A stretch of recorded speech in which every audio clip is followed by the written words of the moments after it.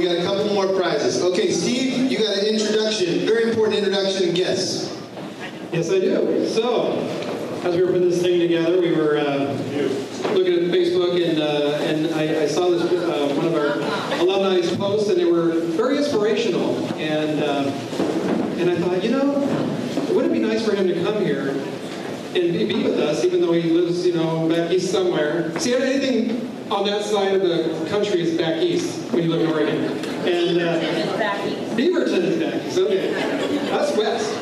And so I kind of put some prodding and poking, and I said, you know, have you ever thought about, you know, maybe saying something to your alumni that's inspirational, or just maybe there's a few words? And, you know, well, I have to think about it. Anyway, from a few poking and prodding of some of you here, I know this next gentleman has agreed to speak. But before I introduce him, I'm actually not going to introduce him. We've got another person here who was on staff for Milwaukie. He was instrumental in coaching as well as implementing our strength training program at Milwaukie. I remember going into that weight room, the free weights for the first time. I remember blowing out my knee for the first time, and I remember Ken Buckles, you know, well, the technique was a little bit off. If you would have been and I learned a lot from that, and I think it's helped me in my dance. And as a lot of you know, I dance, and it's interestingly enough, Ken Buckles is also doing a lot of, the dance thing ties into some of the work that you're doing with the vets. And I'm probably not doing this justice, but the gentleman that donated to his cause also happens to have a daughter who runs the ballroom studio where I started dancing at the Tiger Ballroom Dance Center. It was a small world. I just found this out tonight. Talk about connections. So without further ado, I'm going to introduce Ken Buckles, who will introduce our guest speaker. The other thing happened last year. They were doing a special on U of O, okay, football team. Now, good up. And he said, our number one leader, the greatest leader, who turned our football program around, the most intense competitor, the most intense, hardest worker in the weight room. The track coaches said that, the weight coaches said that, and saying is that we couldn't have done it. It's all because of Latin Berry.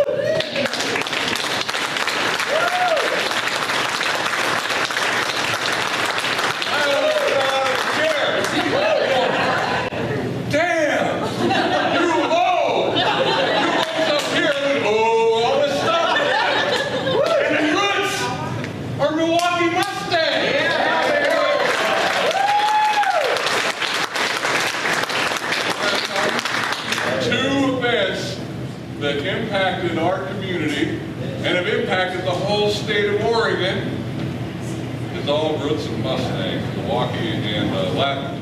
And for those understanding what commitment and determination and dedication are, I've always been raised as a kid. I appreciated when people put in hard work. And I know that some of you are into sports and some of you aren't, but what this young man accomplished is phenomenal. He's a high school All-American. He still holds the state record in the triple jump, which will never be broken. And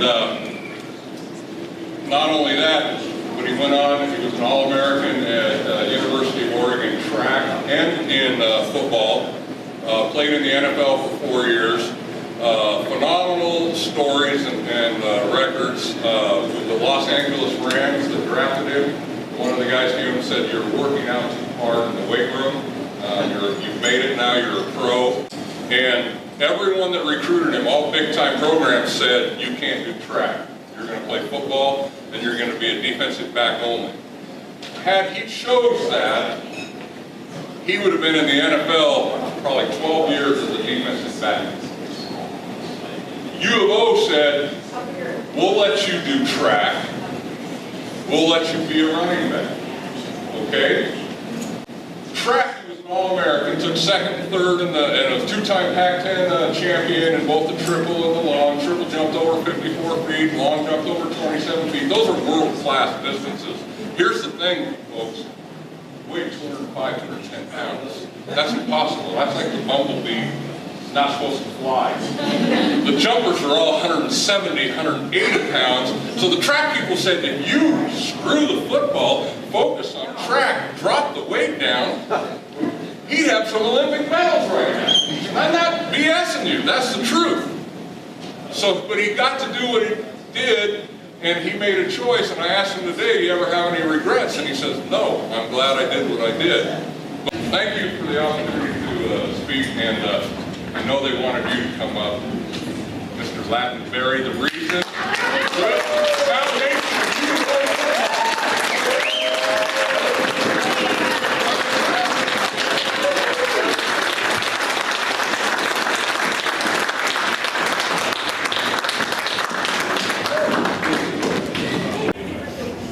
This is what we do. Okay, first of all, I want to thank, I mean, there's no reason that I need to be here, up here. But it has been an honor to come and spend a little bit of time with him. He said, you know, come and talk. Well, talk about what? Well, say something about yourself. Well, myself doesn't turn me on. I never thought that way. What I think, what came to me natural is not easy for everybody else. So talking about me does not appeal to me. I want to talk about you just a little bit. And Coach touched on some things, and every now and then when I do talk about these things, and you know, stuff he talks about was a lot of fun. I'll tell you what, I was the best. First of all, I was a part of this class. This was fucking outstanding. Honestly, did things that people at that time did not do. We were the ones that people pointed out and said they can't do it. It will not happen. It can't be done. And we did it. We did those things. We did those things. For a moment, in 1985, speaking football-wise, let alone anything else. But for a moment, for anybody that can remember, we were the best there was in this damn school. That's right. We were the best. We got robbed. They stole something from us. For a minute, somebody would have been walking around with a ring on their finger saying, you know what? I might not have a whole lot of memories, but I got this. I got it for a lifetime. I remember that. Okay? But how do you follow this dude when he says all the things that he says? Part of it being lies. That's what they paid him for, and he does it well. I'll tell you what. He lied to us when he came in the weight room. He made us believe that we were better than what we were. When we believed it was all over. We owned it. We owned it. We owned it. And everybody says, Lattenberry, hell. I didn't do nothing without my brothers. And it's not about...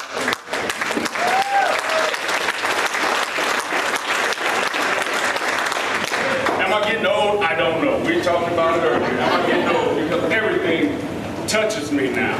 Everything. Everything. And I'll tell you a little bit about it. Shit was going on that y'all don't know about me. When I left Milwaukee, I had to deal with a whole lot of shit. I had to work by myself. But when I came to the school, I had to.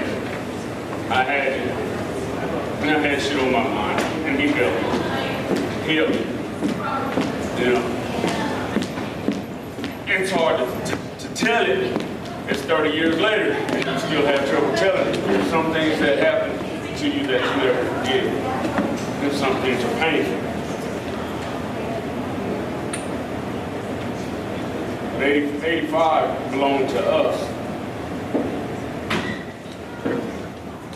And I did what I did sometimes because I had to. I didn't have the choice to enjoy it. They thought I did, but I didn't enjoy it. Because I didn't have shit. So I had to leave everything I had on the field. But I wasn't by myself. You guys were all I had, and you didn't know it. Because I didn't have a home. When I left, I had a place to lay my head, and every now and then when I went there, I had a gun pointed at me because it was 10 minutes later than what I was supposed to to be there. You guys didn't know it, but when I saw you at school, you were my family.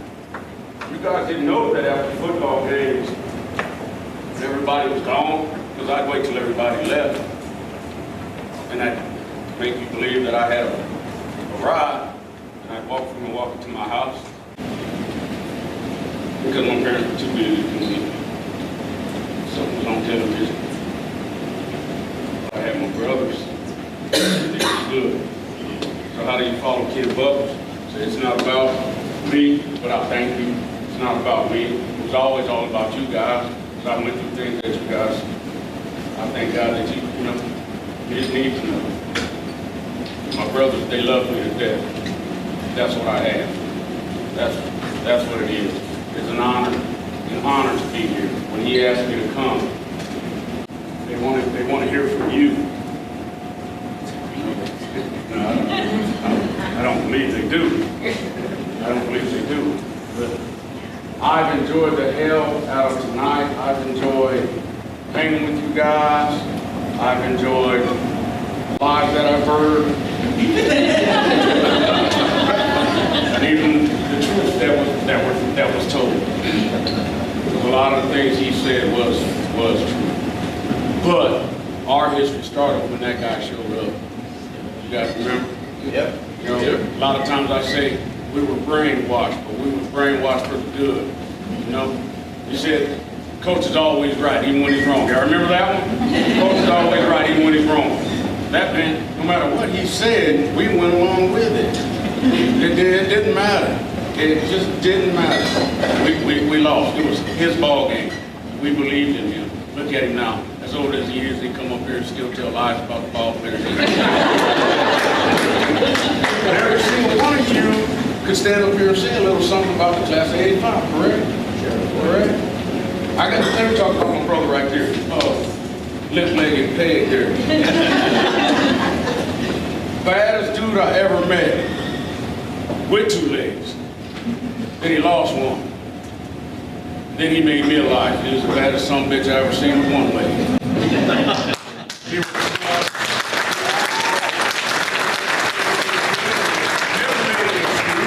Never made an excuse. Did he do it on his own? I don't think so. It started somewhere when that dude showed up.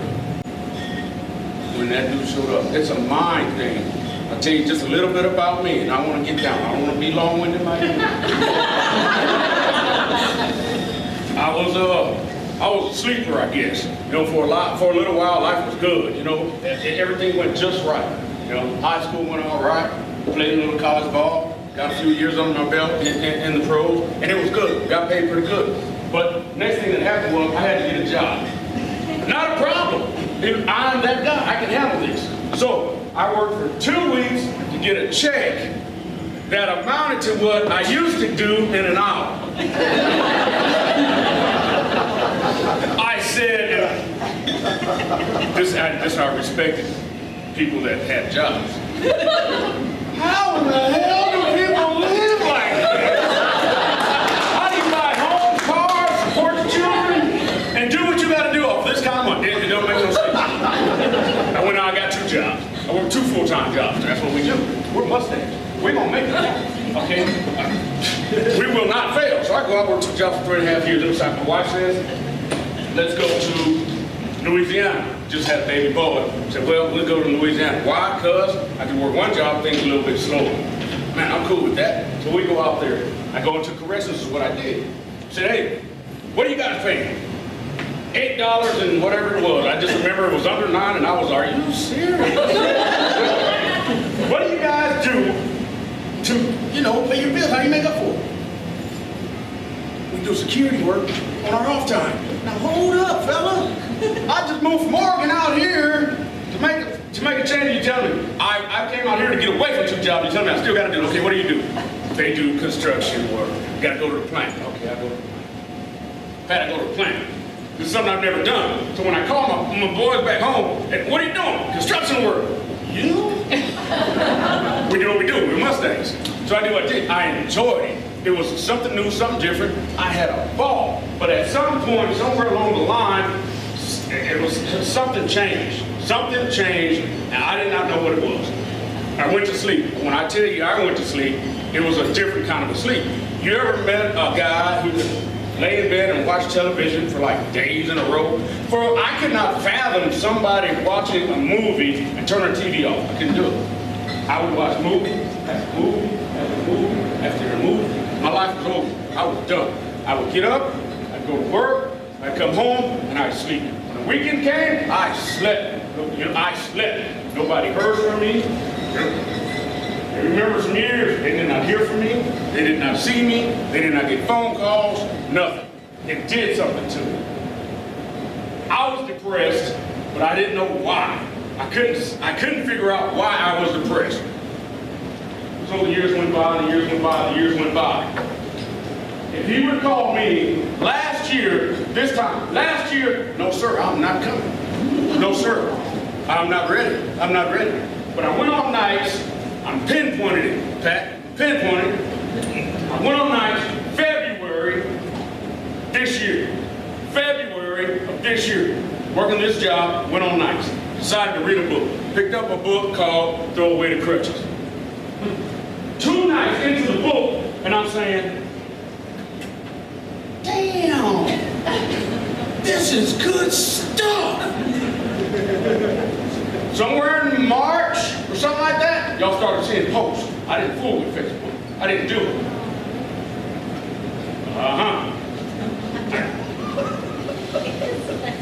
Set me on fire. Now I'll tell the story. That's how you feel. Buddy, I'm on cloud 9. That's how you feel. If I felt any better, you'd think I was Jesus Christ. I'm on fire. I read my books, sets my mind right, and what I've gone through, sometimes you'll see it a little bit in that, and that's why I do it, because somebody, I don't know who, I don't know when, don't know where, don't give a damn. But somebody somewhere is going to read that and they're going to say, that dude is right. And then somewhere down the line they're going to say, what changed you? And it was a post like there on Facebook. Here it is. Here it is. And then when he meets me, I can say, I know where he came from. I've been there. That's why the post is there. It's a mind thing to me now. It is. I decided somewhere along the line that I have control of my life. I didn't like what happened over here, but it stuck with me. It stuck with me. It robbed me. It took from me. Right here is where I had to decide, do I stay here or do I move on? Do I move on? You guys created the history for me. That's my family. All you guys come through the door, I recognize you. For the life of me, I don't know your damn name, but I'm sure glad to meet you.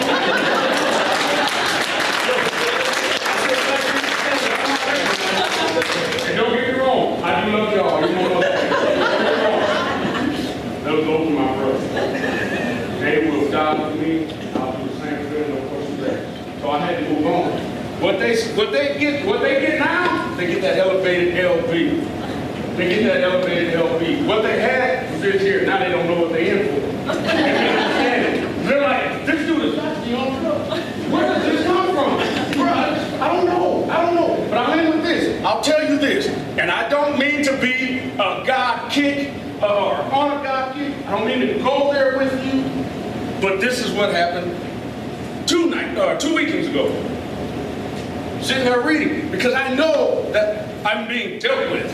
I know that something's going on in me. I know this, okay? But what is it? I don't know. I just know I feel good. This is what I read. I'm paraphrasing, but you'll get it. In this book, Jeremiah 29:11, it says something like this. I know the feelings that I have for you. I know the thoughts that you have. I know that there's peace in your heart. Look.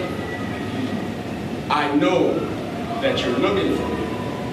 And in 14 it says, I'll let you find me. I will let you find me. And then it came together sort of like he just told me something in a way that I don't get it, but they always say he's telling you something, and if you're looking, you'll find it. search it for yourself. That was the shock. Because I'm not a big religious type of fellow. But that night, I was convinced that he told me something. When it said, I will let you find me because you are looking for me. That's how I feel now. That's why I feel good. That's why you get your emotion. That's why you're bad control. Because that's what we do. It kind of gets in you. You're just bad to the damn bone. And I'm so glad to be here. And I'm so sorry that no, I'm not. I'm not sorry that I cried because that's me. That's what I do. Okay, I apologize.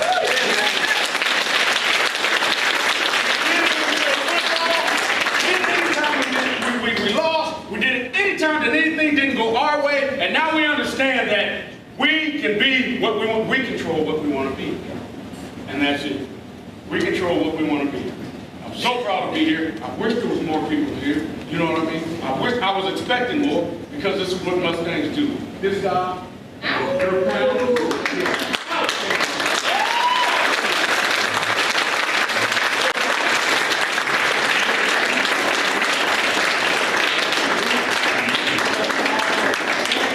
I'm glad to be here. Mustangs always.